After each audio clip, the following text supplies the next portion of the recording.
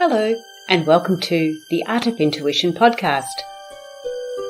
My name is Susan Jane, and I believe that trusting your intuition is the best way to live your life with meaning and purpose. Each week you will hear about how you can connect, develop, and trust your intuition through interviews with other guests and my own personal experiences. Join me to understand how your intuition can guide you towards a life full of meaning and loving purpose.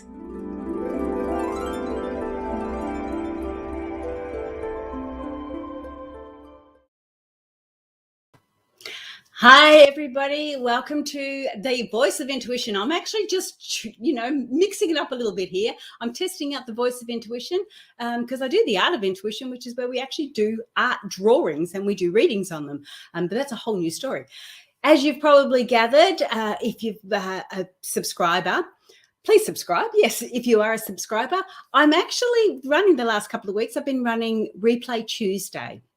Now, Replay Tuesday is about having some of these wonderful guests that we've had on and replaying their podcast again, because we can do it once, but there's a lot of new people coming on board and they're missing some of the older podcasts. And honestly, they're not old in the fact that they were only recorded 12 months ago. So they've still got a lot of really good content in them. So I'm doing Replay Tuesday. So that's why you're getting 2 podcasts now per week. One is Thursday mornings, Australia time, Thursday mornings for our new ones, and then Replay Tuesdays, which I'm showing you some of the highlights from the older ones.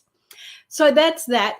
Like I said, subscribe, do what you need to do, but welcome on board. Now, today, this lady sent me a request to be a guest on the show, and I was a little bit floored by her story.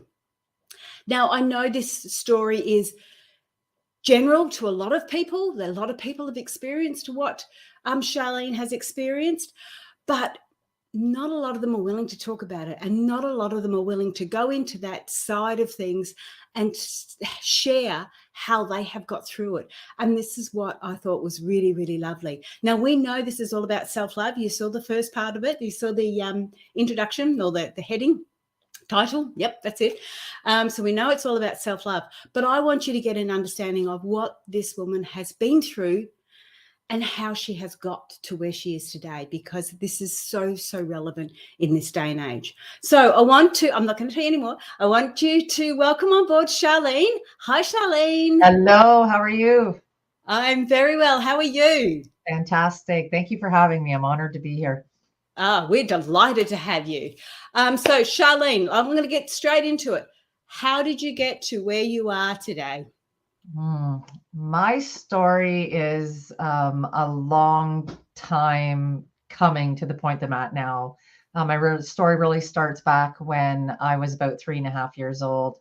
And I was born into a pretty dysfunctional family. I was the youngest of 4 kids, and my father was a very severe alcoholic, and when he drank, he got violent. And unfortunately, my older brothers, twins, who are my half brothers, because they weren't biologically his, they dealt with the most of the violence and the abuse.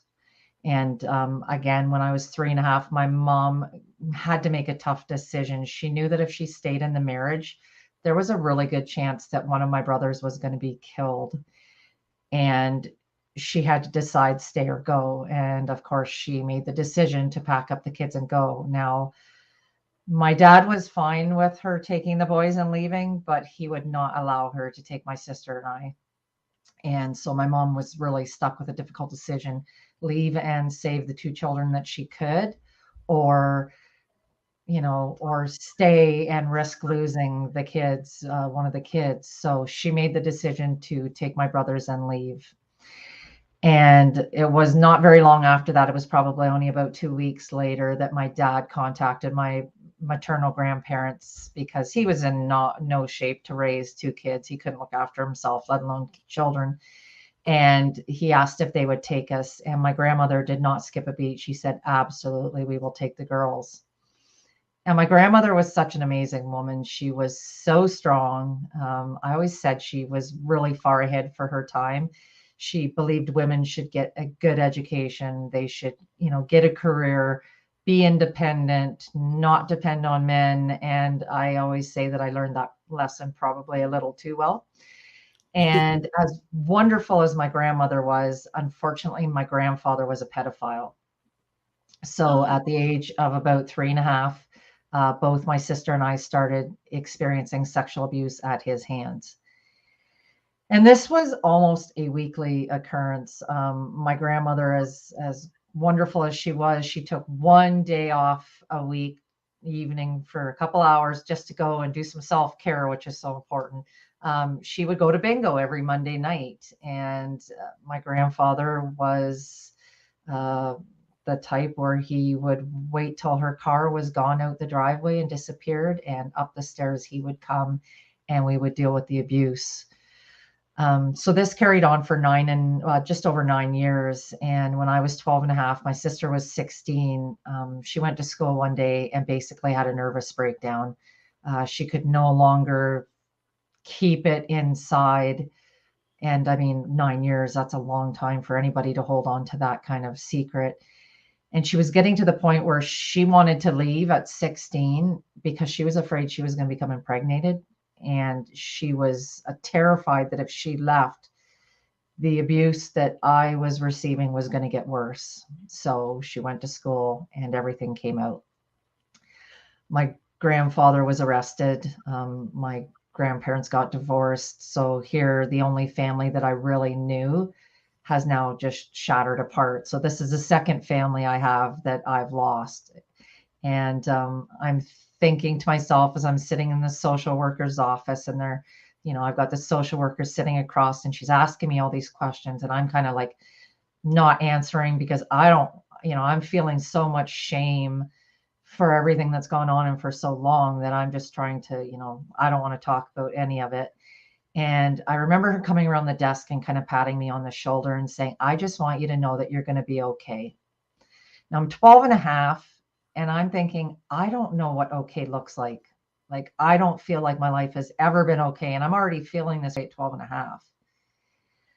So my grandmother, being the strong woman that she was, felt that if we just put our heads down and moved on with life, things would be fantastic. Let's just pretend that, everything is over and done with. And that's great. But there was no counseling. There was no therapy. There was no dealing with the emotions that we were feeling. And, we're talking the mid 80s. So this is not, a big thing as it is today. So I go into high school now and I'm dealing with the stigma of being the kid in town whose grandfather sexually molested her and whose parents didn't want her. And it's a small town, so everybody knows. And I'm just trying to I just want to be normal. That's all. I remember thinking that more than anything. I just wanted to fit in. I didn't want to be different than anybody else, but I knew I was. And I started drinking very early on in high school, kind of as a way to fit in, but also as a way to numb the emotions that I was feeling because they were so overwhelming and they just kept getting stronger and stronger.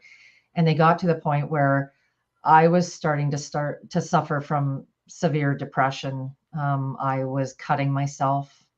I was suicidal. I was trying to find ways of, taking my life, ending my life without hurting my grandma because, she was the only person I felt that loved me and I didn't want to hurt her, but I also didn't want to be here. And so I found an outlet when I was, when I couldn't cut, I found the outlet of writing. And it became a passion where I could just pour these words out, all these emotions that had built up. I could pour them out onto paper. And I always said that I poured ink out onto the paper rather than blood because a lot of times it was one option or the other. And of course, when you're, 15 at the time and you're writing all this dark stuff, it garners attention. And my English teacher brought me into the guidance counselor's office who called in the school psychologist. And They do an afternoon long assessment on me, questionnaires, talking for 4 hours. I went through all of this. And at the end of it, the psychologist looks across the desk and says, I want you to know we're diagnosing you as manic depressive bipolar. I'm 15. I'm in there by myself. I've got no, parent or guardian in there with me. And I'm thinking, I don't even know what that means. All I know is not only am I the kid that's, the child abuse victim whose parents didn't want her, I'm now crazy on top of it because that's what that meant to me. And, if you need to talk, please book an appointment with us and come talk. And I'm thinking, that's the last thing I want to do. I don't want to talk about any of this. I just want to pretend that none of this happened. So again, it just fit that pattern of there was no aftercare. It was a diagnosis. Here you go out into the world. I hope you're going to be okay. And, oh, that's just amazing. And so I just have to jump in. Sorry, I want to listen to the rest of it. But it's just amazing how they're using their terminology on a 15-year-old, 14-year-old. They're using their terminology. Oh, and if you want to talk, it's like, what? What part have you not got here? Oh my goodness. Sorry, keep going, Charlene. Well, that's okay. I'm sitting there gobsmacked. That's okay. And it kind of fit the pattern of, because here's a psychologist and they said, but we want you to know you're going to be okay. And again, like now I'm getting, I'm 15. So now I'm starting to get angry because I'm like, I want adults to stop telling me I'm going to be okay. Like, why does everyone keep promising me I'm going to be okay when I don't feel okay? So all I can think of is, again, doing what my grandmother taught me to do. Just put my head down, finish what I need to finish, which at the time for me was I needed to graduate high school because I needed to move. I needed to get away from the town. I needed to go somewhere where I could just be a face in the crowd. And that's what I did. And I always did really well at school and it was easy for me, which was good. But because my grandmother, it was so important to her. And I just wanted to make her happy because I was so terrified that the one person in my life that I thought would always be there for me and would always love me, I had to ensure that I was pleasing her, because if I didn't, what if she sent me away? I had this fear in my head. And so I get through high school and I move away as soon as I can. And I actually moved away with my high school sweetheart. And we moved to a much larger area. It was about 2 hours from where I grew up, where really no one knew who I was. And I thought life was going to be better, right? Because we always think, geography will make a difference in our lives. It's like, if I just move away, everything will get better. But it's not where we're living, it's us. That's the issue. And I always say, wherever I went, there I was. So I couldn't escape it. So we decide early on in our marriage, our young relationship, we're going to have kids. And for me, this kind of fit into my plan, because if I had kids, I would create these little beings that would love me forever and they would stay with me forever. And I was just so desperate to fill that hole and that void, because I was just looking for someone to love me at that point. And of course, I'm still drinking heavily at the time because I'm not doing any work. I wasn't getting any help. And of course, you can only hold things off for so long. And, I have my first daughter, and then I have my second daughter, and my relationship with them is really, I absolutely loved my children, but my relationship was strained because I struggled to be affectionate with my daughters, because every time there was physical contact, I would feel uncomfortable inside because of the physical contact I had received from the person who was supposed to love me.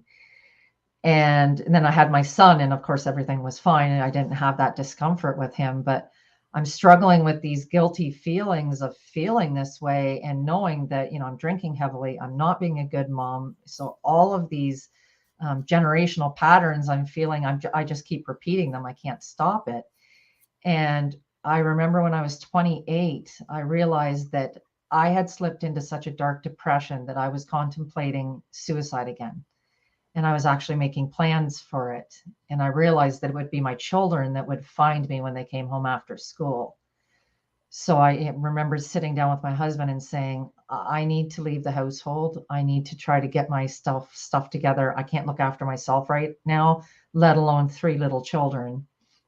And at this point, my marriage was basically over, non-existent anyway. So my husband was like, okay, yep, see you later. And so I moved out, and I moved in with his mother actually, and thought that this would be a great opportunity to, get myself together. But I just had this overwhelming grief of doing the same thing to my kids that my parents had done to me. I had just abandoned my kids in my mind. So it just sent me down an even greater spiral down into darkness. And about a month after I left my husband, I jumped right into another relationship, because here I was just looking for someone again to validate and prove my worth. And when they say like attracts like, they are absolutely true, because the person I got into a relationship with was extremely dysfunctional. He was an alcoholic as well. I didn't know at the time, but he was a drug addict. He had just left a toxic relationship. And when he drank, he got extremely violent. And so very early on in the relationship, I started experiencing domestic abuse. And it really fit the narrative that I had for myself, because I didn't think I deserved any better. To me, this was what I was supposed to get for making the decisions that I had made regarding my children. I left my children. This is what I deserve. And so I just kept experiencing it and not, doing anything to change the situation. And then one evening, after a really violent episode, he had left the apartment, and I was sitting on my living room floor, and I'm just crying. And I'm like, I can't live like this. Like, this is no way for a human being to exist. And I got up and I went to my medicine cabinet, and I took all of the pills, the sleeping pills, the pain pills. I took everything. And then I sat down on my couch, and I grabbed a pad of paper and a pen, and I started to write my goodbye letters to my children. And if this is something you've ever done, which I pray no one has ever done this or had to even think about doing it, it is the hardest thing you ever have to do, trying to explain to 3 little children. And I mean, my son was 1.5 years at the time. How do you explain to them why you're leaving them, why you're abandoning them in the most final way that you can? And as I'm sitting there sobbing, trying to write these words down, I just was like, I hear that little voice, like, you can't do this. So I called a cab, went to the emergency room. I was sitting at the admissions desk saying, hey, I've taken all these pills. I think I might overdose. And I collapsed. And when I woke up, I have tubes down my throat. And my partner is sitting in the chair beside the bed, crying, apologizing profusely, and promising it would never happen again.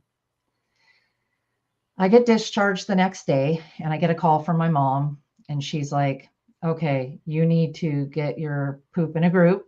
You need to move, and you need to come across the country. We will help you get on your feet, bring the kids, we'll help you get settled. So this is your biological mum? Yeah. Oh, wow. Okay. Yeah. Yeah. So moved across the country, packed the kids up, and away I went. Because, again, I'm just following this pattern of running, thinking that everything will be better once I run.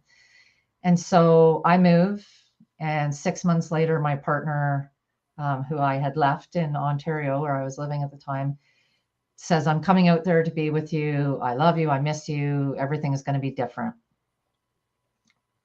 He moved out, and we went through another decade of dysfunction and abuse and adultery and alcohol addiction on both of our parts, and just toxicity for both of us, but for me taking the abuse.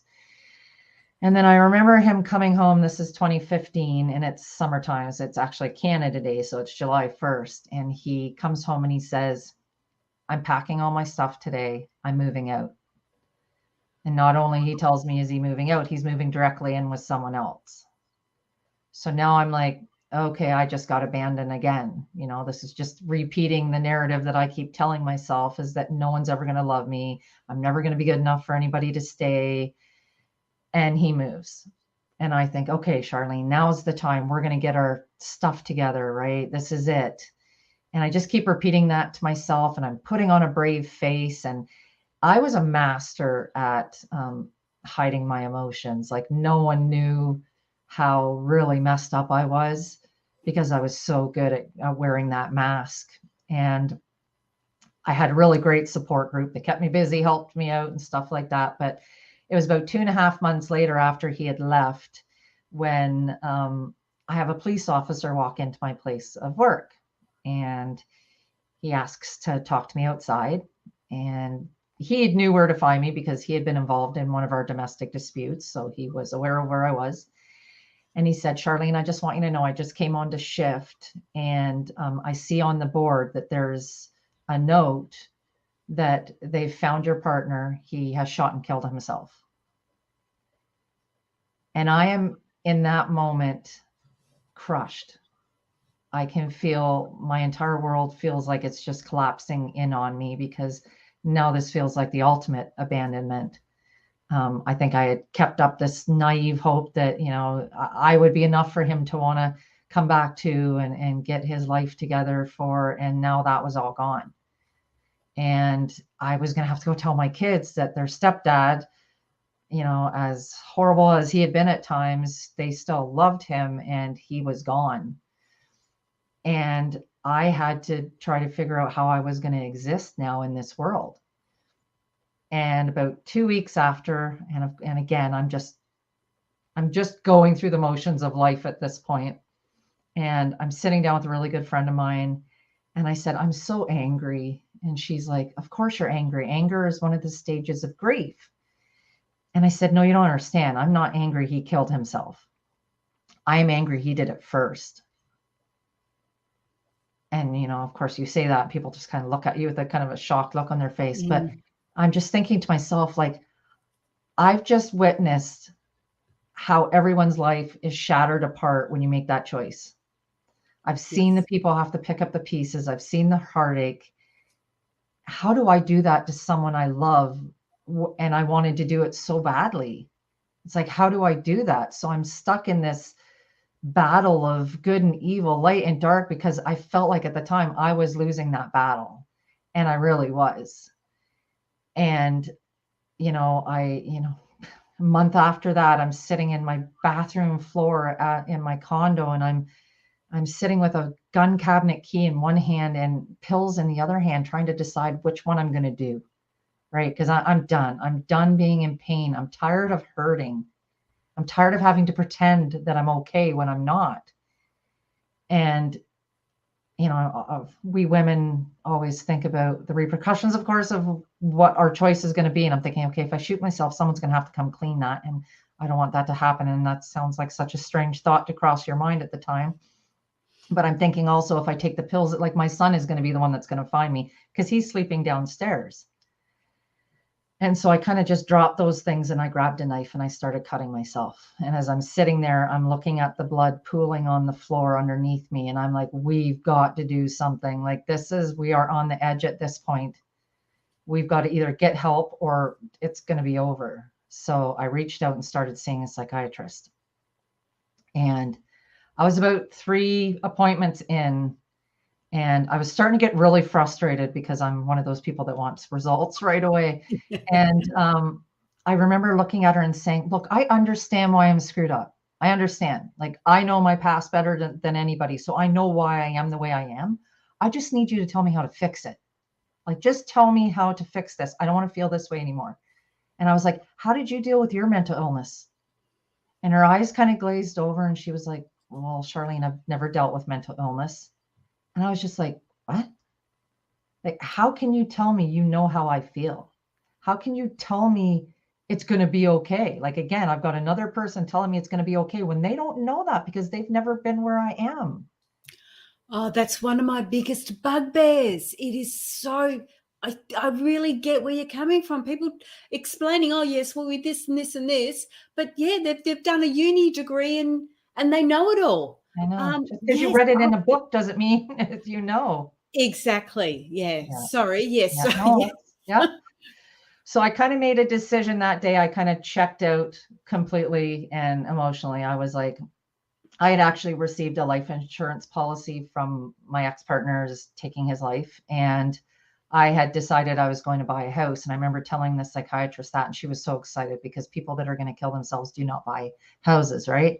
But what she didn't understand was my plan was I was buying the house to leave as a legacy for my children because I felt like it was all I had to give was to try to set them up financially. Yeah. And I had kind of made the decision that I took possession of the house at the end of September. I set a date for the end of the next month, and that was the date I was going to take my life. And I was about 2 weeks out from that when a girl that I work with came up to me and said, "Hey, there's this women's workshop. Would you like to come with me?" And I'm like, yeah, no, that's the last thing I want to do is go to a woman's workshop.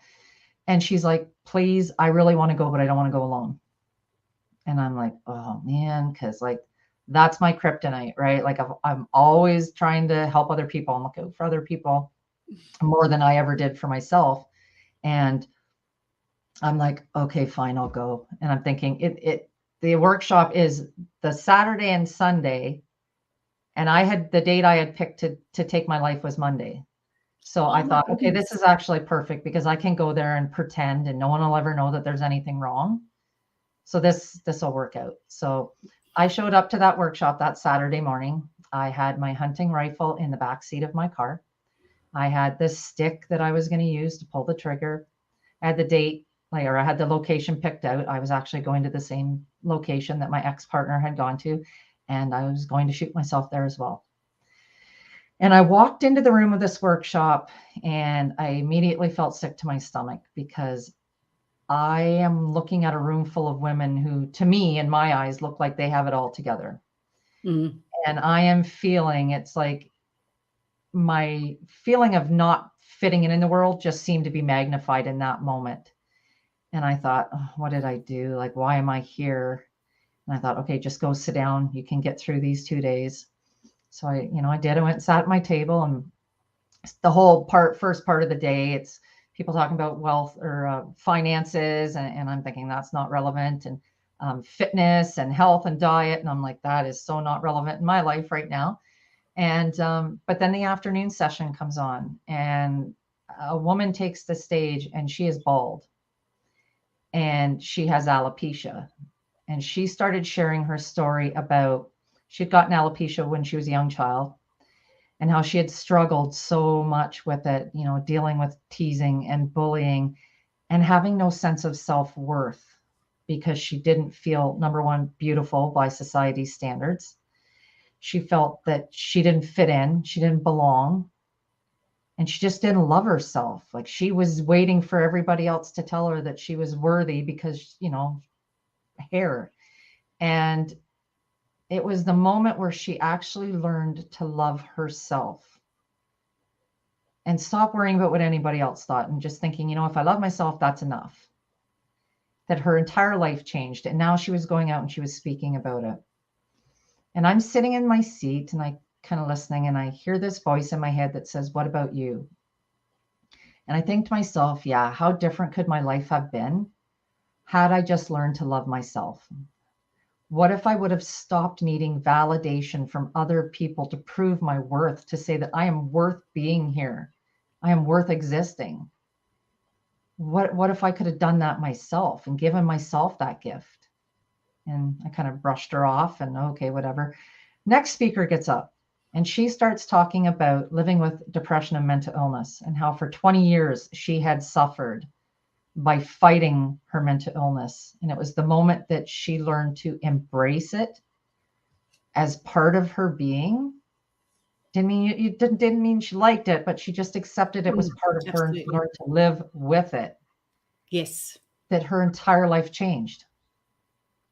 And again, I hear that little voice that says, "What about you?" And I'm thinking, yeah, what about me? Like, what if I could have learned to live with my mental illness? What if I could have learned to not be in the dark all the time? What if I could have embraced the light and live? How different could life have been? And again, I just kind of brush it off.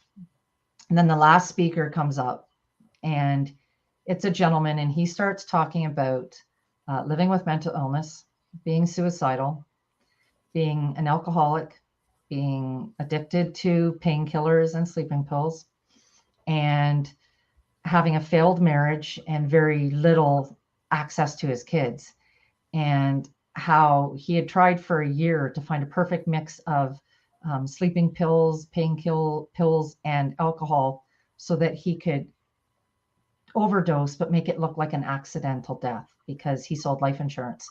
And he knew he had to make it look like an accidental death. And it just so happened one night his wife asked if he could watch the kids.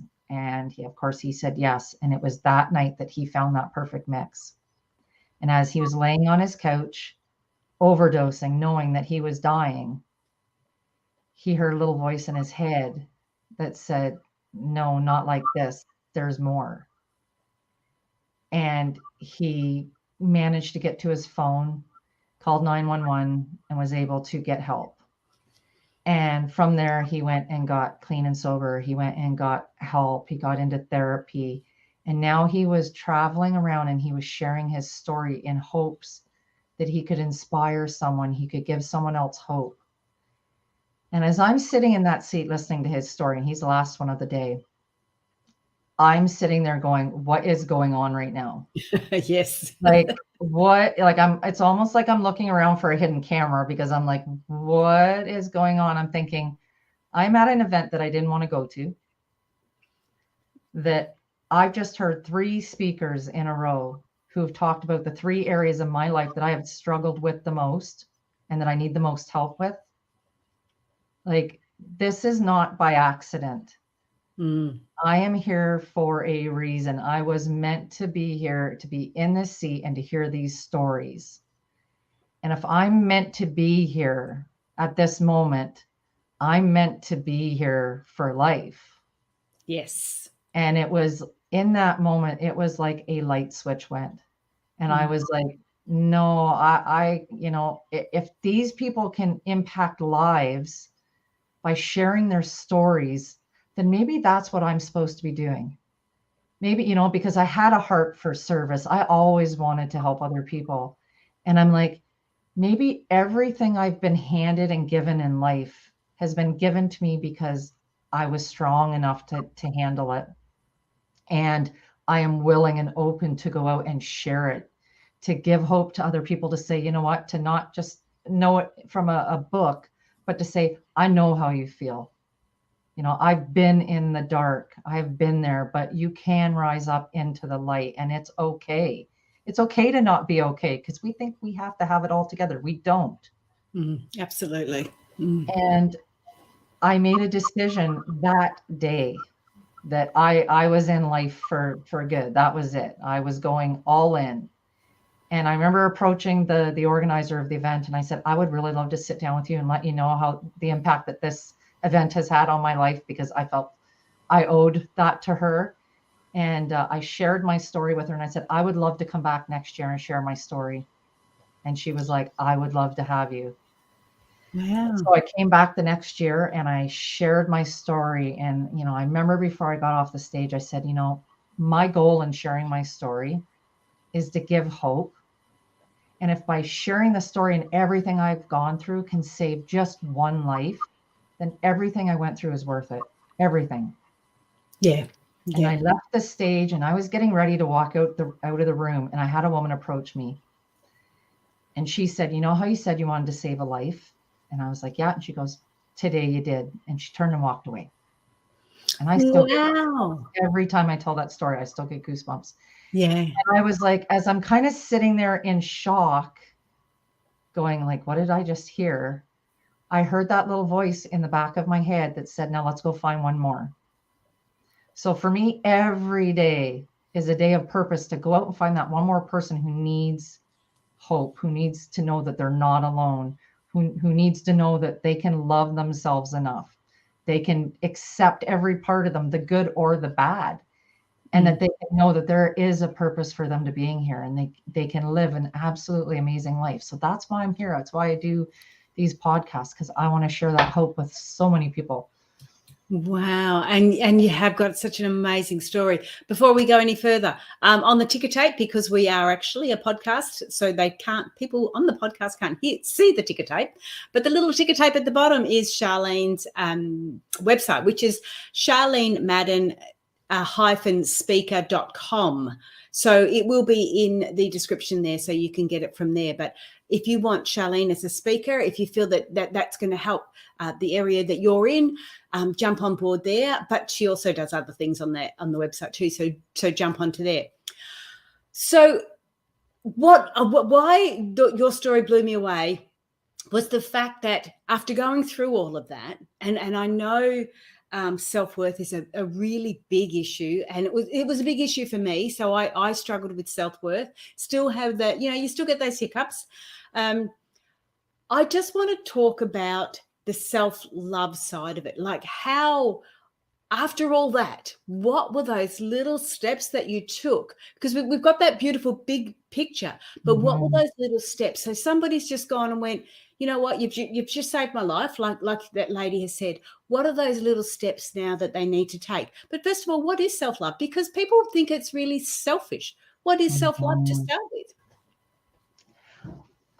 Self-love looks different for everybody. Like, I don't think there's a single thing, but it just means that, I look in the mirror in the morning and I don't necessarily go, okay, I love everything I see, but I go, but I love me. Right. And I look at myself and I go, I'm not perfect, but I don't have to be. And I'm worthy. I'm enough.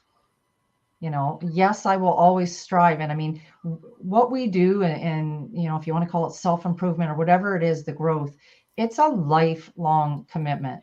I will always, I work on myself every day. And whether it's getting up in the morning and journaling and just, trying to, pour my thoughts out, writing gratitude down, things to be grateful for. Because sometimes we get so caught up in the negative of stuff that it's hard to see the positive, right? So it's like, I love my stretch marks, like it's all these little things that, and I may write it down and not really feel it at the time, but I try to, put these affirmations and these mantras in place. And I started looking at, asking myself the question of, what would someone do? Because, it's hard in the beginning, because you don't just all of a sudden, I love myself, everything's easy. Yes. No, it's not. It's a struggle in the beginning, and it's work like anything else. So I just always have the mantra in my head that, what would someone who loves themselves do in this moment? What would someone who loves themselves say to themselves? What boundaries would they set for other people, and more importantly for themselves? What behaviors would they do? So it's not all of a sudden that's it, you're in it and you love yourself. And like you said, like there's days that I struggle and I go, oh, like I shouldn't have said that this way, or I should have not eaten that whole half a cake that I ate for dinner. But it's accepting. And I think one of the words that I say is grace. And I mean, and grace in my life was huge, because I was not the best parent. And my oldest daughter has struggled with mental health issues herself. And I remember sitting in a social worker's, room with all these social workers sitting at a table at the other end with my daughter, and her just railing on me about what a horrible parent I was. And she was right. I wasn't a great parent. And I remember just looking at her and saying, I just want you to know I did the best I could with the tools that I had. Yeah, and I think being able to say that to ourselves and give ourselves that grace is probably the number one step. Like, you're doing the best you can right now with the skills that you have. So give yourself that. Yes, absolutely. I so agree with you, because we're so harsh on ourselves sometimes. But one of those other areas that we're looking at there too is one of the areas that I went to. And when you said, you stand in front of the mirror, you don't necessarily like all you see. I used to pretend my best friend was beside me. And if I had an issue or a problem, I would then talk to my best friend. Now, there's no way known I'm going to give her, because she's my best friend, bad advice. So the advice was coming from my heart, and I was delivering it to my best friend, who was going to be me, So I started to put myself in that way. If I couldn't talk to myself in the mirror and sort of go, yes, you're worthy, yes, because you're looking again at that physical aspect, and it's not coming from the spirit, from the heart. But when I had my best friend, pretend best friend, sitting beside me, And I'd go, okay, well, this is my situation. And I'd put her in that. And then this is what I would suggest that she does. And I always gave her good advice and then went bang back to me. That's the advice I need to take. So yeah, it was a long way round, but it was enabled me to be able to do mirror work a bit later on, because one of those things you couldn't do is in any mirror work. Just can't do that. To be looking at yourself while you're on a video, you couldn't do any of that. It was like, no, thanks. Whereas nowadays you can look at it because you can see it from the heart, not from the physical aspect, and you are accepting. So the self-love is all about accepting who you are, what you're going through, what it's all about. Why that matters, obviously, I don't need to, that's a pretty obvious thing. Why it matters is because we self-harm, and we might do that emotionally, physically, spiritually. We do it in so many different ways. It is really important. So again, I just want to reiterate, how can we embrace the self-love? What's some of the little tricks that you actually did that maybe people can start practicing? I've just given one about talking to your pretend best friend. What's another trick that they could do? I got really selective of who I let in my space, because I realized that I was just taking anybody into my life, anybody's energy into my life, because I was just so desperate. So, and again, to me, this all comes down with boundaries. So taking a serious look at the relationships in your life. And I work coaching with women one-on-one, and some of the things I do is when I first start working with someone, I tell them, like, my office is a no bullshit zone, pardon my French, but so I expect radical honesty when people come in. And what that means is you have to take an honest look at your life and see where 100% where you are in your life, what's working, what's not working. And if it's not working, then you need to take the steps to get that out of your life. And sometimes it's really hard because it means you got to cut some people out of your life. Absolutely. Yeah. And then you also have to, and this is probably the thing that most people struggle with that I work with, is you need to take self-responsibility. Yes. So I work on self-honesty, self-responsibility, and self-love. Like I could look at my past and I have lots of things I could blame, why I was where I was on my past because of what happened. But at the end of the day, the choices I made as an adult were my choice. And yeah, I may not have had the right skills and tools, but I also didn't make the choice to learn those skills and tools. I took other coping mechanisms rather than taking an honest look at my life and going, okay, you know what? Like, I'm the one who's choosing to be in this toxic relationship. I need to change that. Doesn't matter what, happened with my dad. I can make a different choice. So when you start taking self-responsibility, you take your power back. Absolutely. A lot of people that we've had so much trauma and have felt so powerless that taking your power back, that's self-love. You love yourself enough to say, no, I'm going to make the right choices in my life.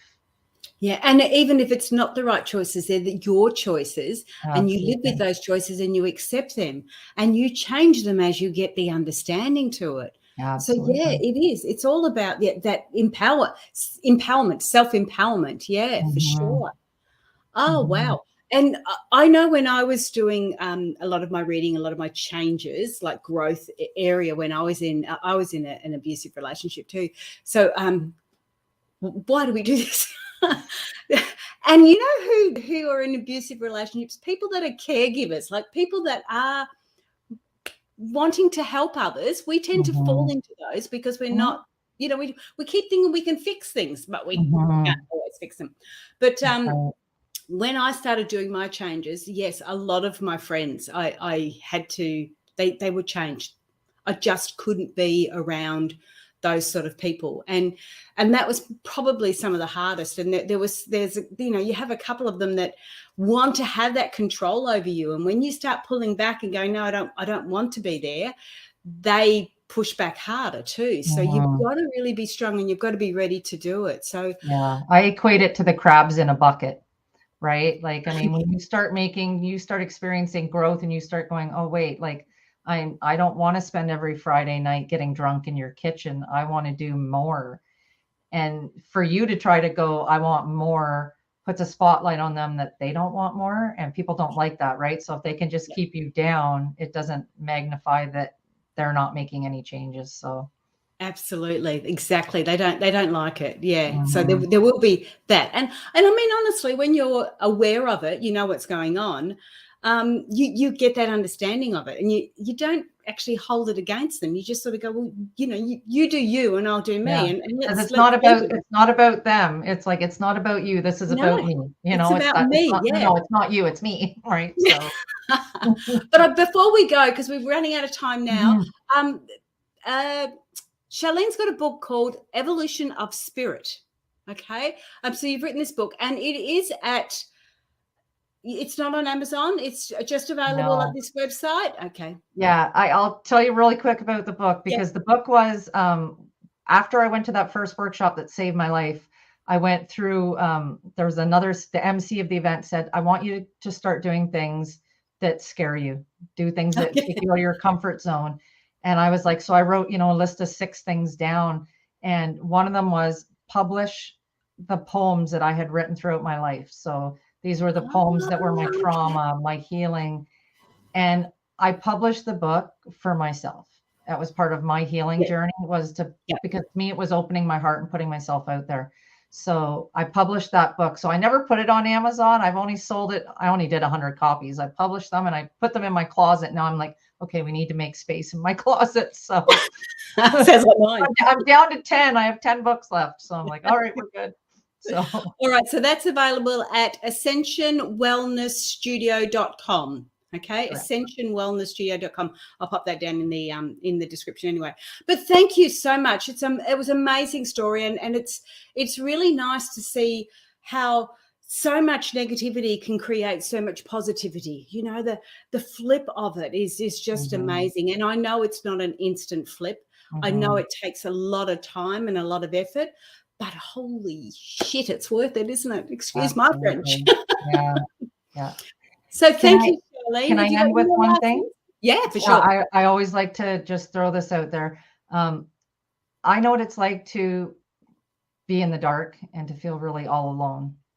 And I don't want anyone to ever feel like that. So I always let people know I'm available. Like, you can find me on social media, Charlene and Madden, on a speaker and author on Facebook. But if you're feeling alone and you feel like you don't have anybody to talk to, I am available 24 hours a day, 7 days a week.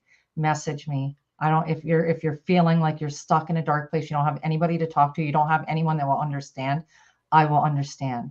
So please reach out to me. I don't want anyone to ever feel alone. So I always like to throw that message out there. So Wow, thank you. And that's a big call too, because this is an international podcast. So mhm. don't sort of be too concerned about times, because at night here it could be daytime over there where you are. So Mhm. Yeah. that's a huge call. Thank you, Charlene. I really appreciate it, Mhm. and thank you for being on the show. Thank you for having me. And thanks for providing a platform to change lives. That's Oh, awesome. no, now you're giving me goosebumps. Oh, so exciting. Okay.